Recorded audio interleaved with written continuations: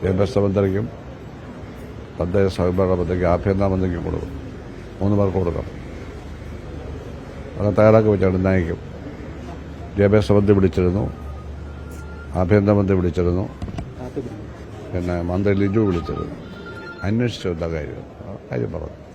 Police കേസൊന്നും ഞാൻ കൊടുത്തില്ല, കാരണം എനിക്ക് പോലീസിലെ വിശ്വാസമില്ല.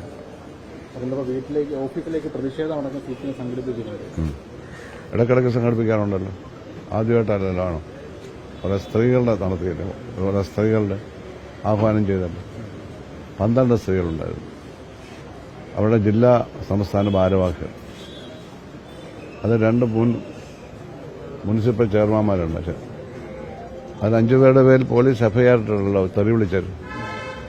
സ്ത്രീകളെ കൊണ്ട് ഘോഷയാത്രയിൽ തെറി വിളിപ്പിക്കുന്ന പുതിയ സംസ്കാരം സ്ത്രീകളെ ഉപയോഗിച്ചു പോലീസ് എഫ്ഐആർ ഇട്ടിട്ടുണ്ട്. അവിടെയെല്ലാം പേര് 2 മുനിസിപ്പൽ ചെയർപേഴ്സന്മാരുടെ പേര്, ഒരു ജയമ്മ, ഒരു സൗമ്യരാജ്.